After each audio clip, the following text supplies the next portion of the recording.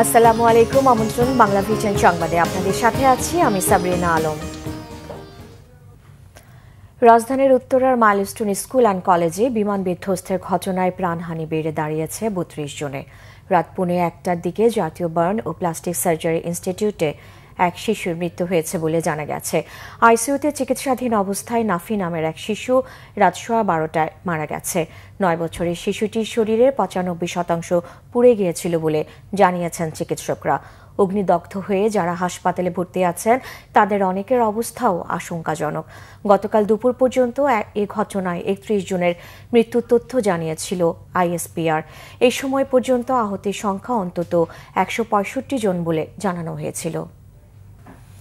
এই মুহূর্তে Uttara milestone school and কলেজের সামনে আছেন সিনিয়র রিপোর্টার ফররুখ বাবু। যুক্ত হচ্ছি তার সঙ্গে।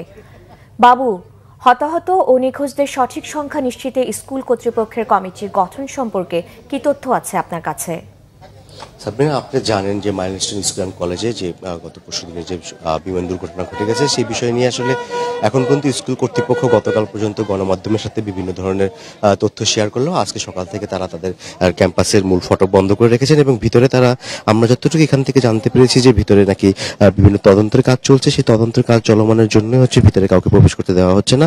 আপাতত এই মূল গেটটি বন্ধ করে রাখা হচ্ছে এবং এখানে উৎসুক জনতার অনেকে ভিড়। অনেকেই বলছে যে তারা দূর দূরান্ত থেকে এসেছেন যে এখানে তারা কি ঘটেছে সেই বিষয় নিয়ে জানার জন্য এবং বিভিন্ন সামাজিক মাধ্যমে বিভিন্ন তথ্য নিয়ে আসলে অনেক বিভ্রান্ত তথ্য ছড়ানোর কারণেও তারা এসেছেন এখানে যে বিষয়টা আসলে সত্যতা জানার জন্য। এবং সেই সাথে আসলে এখানে বেশ কয়েকজন অভিভাবকের সাথে আমরা কথা বলেছি। তারা জানালেন যে তারা এসেছিলেন এখানে তাদের যে ওই দিনের ঘটনার কিছু স্মৃতিচারণ করার জন্য এবং তারা এখান থেকে জীবিত ফিরে গেছেন বেশ কয়েকজন, সেই গল্প তারা আমাদেরকে জানিয়েছেন এবং তাদের সন্তানরা আসলে এখনো ট্রমাটাইজের মধ্যে থেকে দিন পার করছে সেই বিষয় নিয়ে কথা বলছে। এদিকে যে বিষয়টা আরো আসলে এখানে জনতার মানুষের ভিড়ের কারণটা হচ্ছে যে এখানে বারবার বলতেছিল যে কালকে থেকে স্কুল খোলার একটা বিষয় গুঞ্জন উঠেছিল। সেই বিষয় নিয়ে আসলে অনেক শিক্ষার্থীকে এখানে দেখা গিয়েছে এবং সেই সাথে অভিভাবকরা এসেছেন যে আদৌ কি স্কুল খুলবে কিনা, কারণ স্কুল অনির্দিষ্টকালের জন্য বন্ধ ঘোষণা করা হয়েছে এবং শিক্ষার্থীরা এখানে যারা দুই একজন আসতেছেন তারা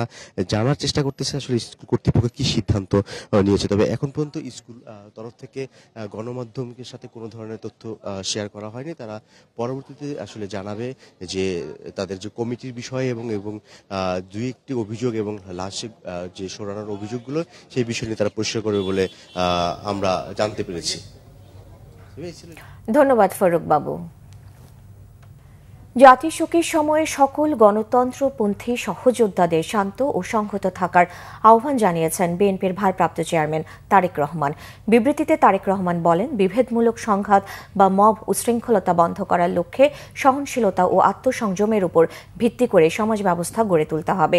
তিনি আরও বলেন, নিষিদ্ধ ঘোষিত ছাত্র সংগঠনের কিছু সদস্যকে নিয়ে জনতা ও পুলিশের মধ্যে উত্তেজনা সৃষ্টির এবং সহিংসতা উস্কে দেওয়ার উদ্বেগজনক খবর পাওয়া যাচ্ছে। দেশের এমন একটি শোকাবহ মুহূর্তকে নিজেদের স্বার্থে কাজে লাগানোর চেষ্টা থেকে এই সকল গোষ্ঠীর বিরত থাকা উচিত বলে মন্তব্য করেন তিনি। নিখোঁজদের খুঁজে বের করা, নিহতদের সঠিক হিসাব, আহতদের সর্বোত্তম চিকিৎসা নিশ্চিত ও বিমান দুর্ঘটনার কারণ খুঁজে বের করতে সুষ্ঠু তদন্তের সুযোগ করে দেওয়ার কাজে সকলকে সহযোগিতা করার আহ্বানও জানান বিএনপির ভারপ্রাপ্ত চেয়ারম্যান।